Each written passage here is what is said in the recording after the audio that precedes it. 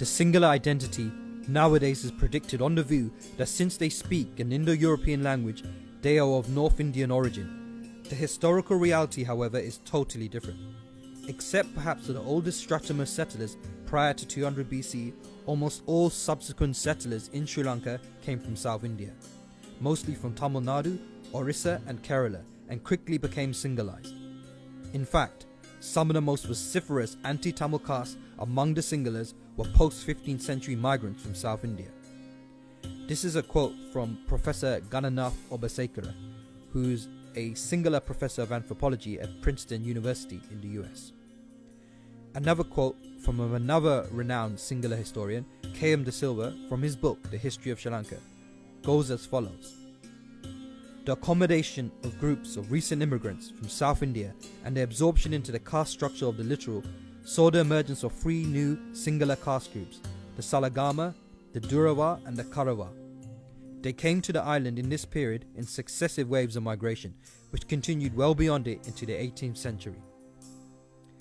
In the 14th century, when the lucrative trade in cinnamon began to expand, the Sinhala kings encouraged members of the Tamil Salya caste, which were weavers, to migrate. In time, this community became the caste of cinnamon peelers and was absorbed into the Sinhala population as a service caste with the name Salagama. The Sinhala manuscript Mukkara Hatana, which literally is translated as the Mukkava War, recounts the migration of over 7,700 Karayar warriors from Tamil Nadu into Sri Lanka in the 15th century. The opening lines confirm beyond doubt that the Sinhalese Karawa caste are descended from these post-15th century Tamil Karayar migrants from Tamil Nadu. The Karayar are basically a seafaring caste. The opening lines of the Mukkara Hatana are as follows. May there be prosperity. When His Majesty Sri Parakrama Bahu of the city of Kot was reigning, Mukkava from Punala, which is a place in Kerala, it camped at Puttalam and Nagapattinam with the intention of capturing Lanka. The nobles who bore the news were asked, "Who do you think are mighty enough to fight the Mukkava hosts?" They replied, "If we would engage them in battle, it would be best to summon here the armies from the three lands, namely Kanchipuram, Kaveri Pattanam and Keelakare." Kanchipuram, Kaveri Pattanam and Keelakare are prominent towns in Tamil Nadu. The leader of the Karayar migrants, Manika Talevan, died fighting for the Sinhala king Parakrama Bahu IV.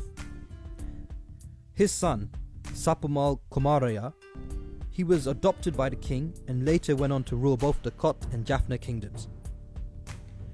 Sar Fonseca, the former general of the Sri Lankan army, is directly descended from these recent Karayar migrants from Tamil Nadu.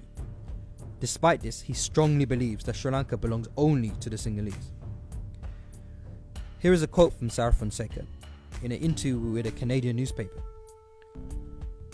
"I strongly believe that the country belongs to the Sinhalese, but they are minority communities and we treat them like our people. We being the majority of the country, 75%, we will never give in, and we have a right to protect this country. We are also a strong nation. They can live in this country with us, but they must not try to, under the pretext of being a minority, demand undue things." Other Sinhalese with traceable Tamil Nadu roots include the Berawa, Tamil Pariya drummers, Virakodi, Tamil Virakotia traders, Hettiarachi, Hettiga, Tamil Chetty traders. President Bandaranaike, who made Sinhala the sole official language in 1956, was directly descended from a Tamil migrant from South India called Neela Paramal. He came to the island in the 15th century from Tamil Nadu. President Jayawardena, whose ruling party organized the 1983 Black July pogrom, which resulted in the massacre of over 3,000 Tamil civilians in cold blood, and the rape of thousands of Tamil women, and the systematic destruction of all Tamil businesses in the south. He was quoted in the Daily Telegraph of 11th July 1983 in the weeks immediately preceding the pogrom, as saying the following: "I'm not worried about the opinion of the Tamil people. Now we cannot think about them, not about their lives or their opinions. The more pressure you put on the north, the happier the Sinhala people will be here. Really, if I starve the Tamils out, the Sinhala people will be happy." Jayawardena's direct paternal ancestor was Tambi Mudalia. Tambi means younger brother in Tamil. He was descended from a Chetty trader who migrated to Colombo from Tamil Nadu in the 17th century and married a Sinhala woman with the surname Jayawardena. Professor Sudarshan Senamiratne, Sri Lanka's most renowned archaeologist, has concluded from his recent groundbreaking studies that community movement from Tamil Nadu into Sri Lanka introduced iron use, black and red ware pottery, megalithic graffiti, urn burials, irrigation and paddy cultivation before 1000 BC.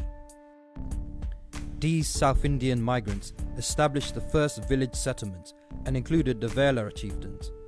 The migration of Tamils and other Dravidian speakers from South India into Sri Lanka has continued unabated for over 3,000 years. Most eventually assimilated into the Sinhala population. This is why the Sinhalese are genetically closest to South Indians than to any other Indian population.